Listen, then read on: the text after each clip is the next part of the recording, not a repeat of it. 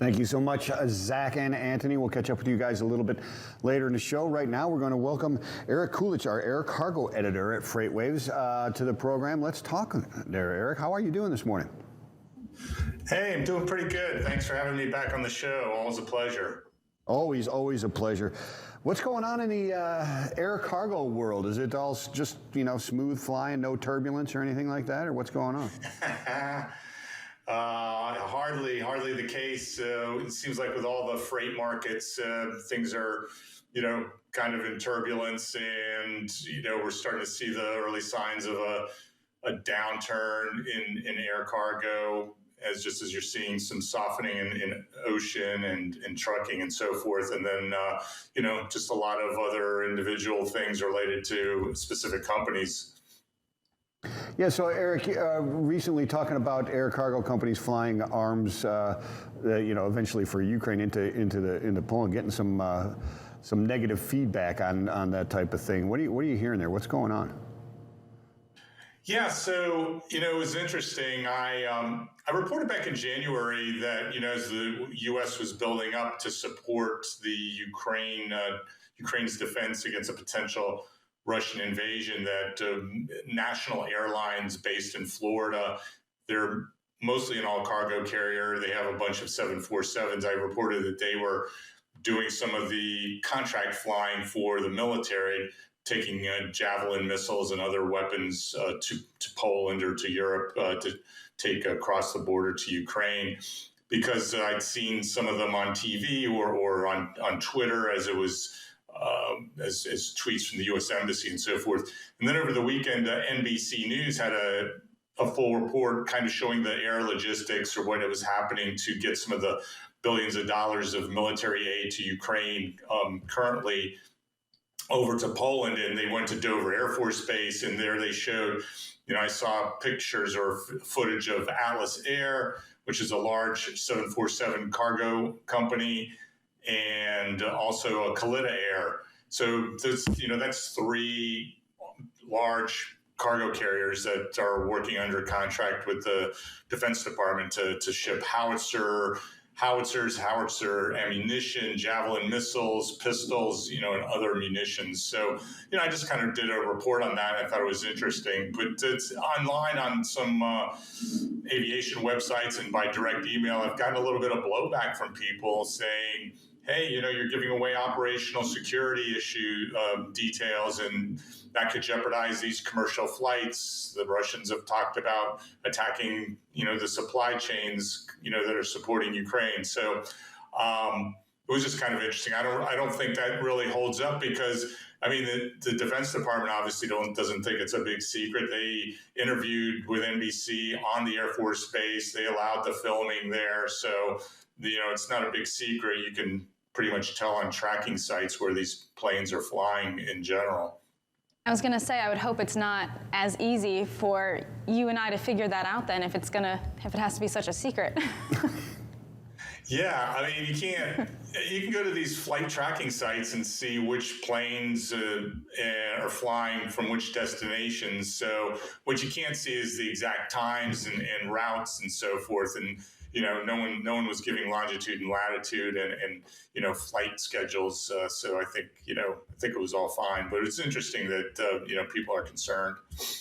Yeah, I think. Well, in these days, people find reasons to be concerned where there are no reasons to be concerned.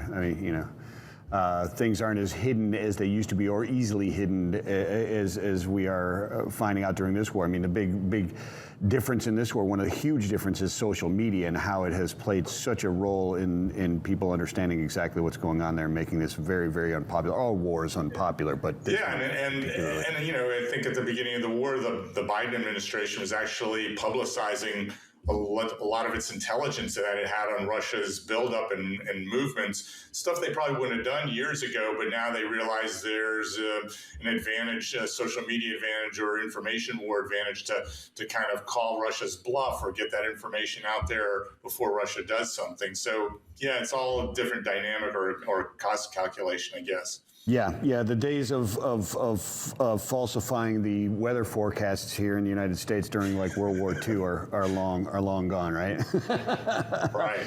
What's going on with Cargojet? What's up with the secretive purchase of 777s. of 777s? Yeah, thank you. Yeah, Cargojet's an interesting company. They are a all cargo carrier in Canada. They have about 30 aircraft, mostly Boeing 767 converted freighters. They're mid-sized wide-body freighters, and they fly, for DHL, and they do some contract flying for Amazon. But they're big for DHL, and they fly, I believe, for Purolator and a whole bunch of companies. And then besides those express networks, they do some charter work themselves. And last November, they decided to step it up a size and go into the 777, get converted freighters from a startup conversion house called Mammoth Freighters, and they ordered 2 of them. And lo and behold, I was looking at some financial or some stock analysts report, and there's some vague reference to 777s, and they also expanded their partnership with DHL. They renewed their contract for 5 years and said they were going to add more planes to the fleet, and said some of the 777s would go for, to DHL, but it was very vague and it didn't say how many planes. Anyway, digging around through some of their investor documents and so forth, I found out that they have quietly ordered 6 more. They took 2 options from Mammoth Freighters, so that's 4. And then they said in those documents that they were going to get 8 of these aircraft. Well, there's only one other company that's converting the 777, and that's Israel Aircraft Industries in Tel Aviv. And, they've started a little bit before Mammoth Freighters. And so, just by doing the math, it looks like they've ordered 4 777-300s from Israel Aircraft Industries. So not sure why they wouldn't talk to me or provide any information, or why it's so hush-hush, but it was in these public investor documents. I just had to go hunting around for them. And they are from Boeing, or they're not from Boeing?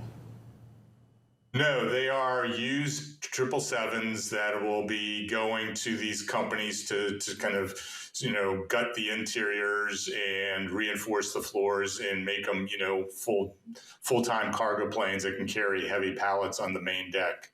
Yeah, it's interesting because Mammoth was a startup during the pandemic, correct? Wasn't that they were recently Correct. Startup? Yeah. So they're bringing on all this new so they 6 more, whatever it is, over I think you said 6 more. So how's the market going? What are earnings like? Do we have any reports from any earnings from any companies and what they're thinking the future of freight is? Because you look at, if somebody's going to bring in, 100 or a couple thousand new trailers and truckload, it might not be the best time to be doing that, right? But air cargo, they're still adding capacity. Yeah, that's a great question. And, there seems to be the sense that air cargo is going to keep growing and doing well, but we're starting to see signs that the market is softening, that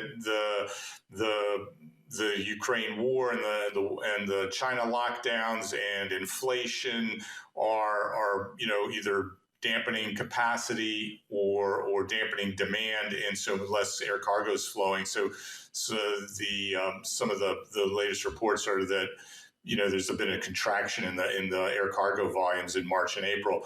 But, the earnings are still strong for the first quarter. We were talked here about Delta and United Airlines and others having very strong cargo revenues.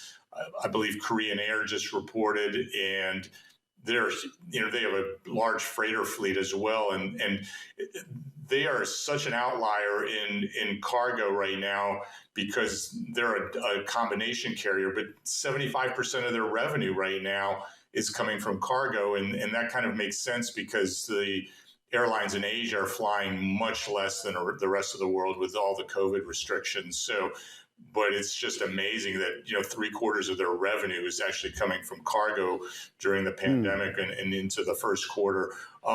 Air Canada also had earnings late last week, and they also had they were trying to recover as a passenger airline. They still had a net loss, but the cargo revenue was about $310 million and about 42% up from the year before, and so they had a very strong year, and they also announced that they're going to add 2 more freighters. They are one of these unique companies that, you know, is making a bet on air cargo. They are converting 8 of their 767 passenger planes into freighters, starting a whole freighter arm, and now they're going to get 2 more freighters for a total of 10. They're going to be factory built, brand new ones, but kind of like Cargojet, they were very coy about where these planes are coming. Normally, when you say you're getting factory-built planes, there's an announcement with Boeing, and that doesn't seem to be the case because they're going to get them later this year and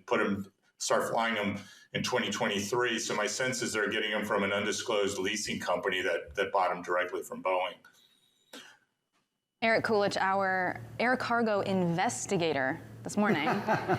Anything else you'd like to mention, or where can folks hear more from you? Well, yeah, I just, I briefly mentioned that, to your previous question, that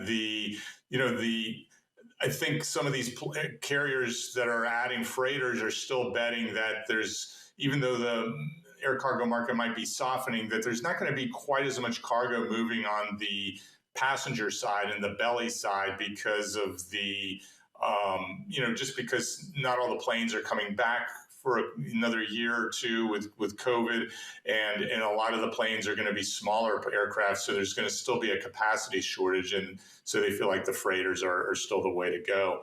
All my stuff's on freightwaves.com, americanshipper.com, and you can find me on Twitter at Eric Reports.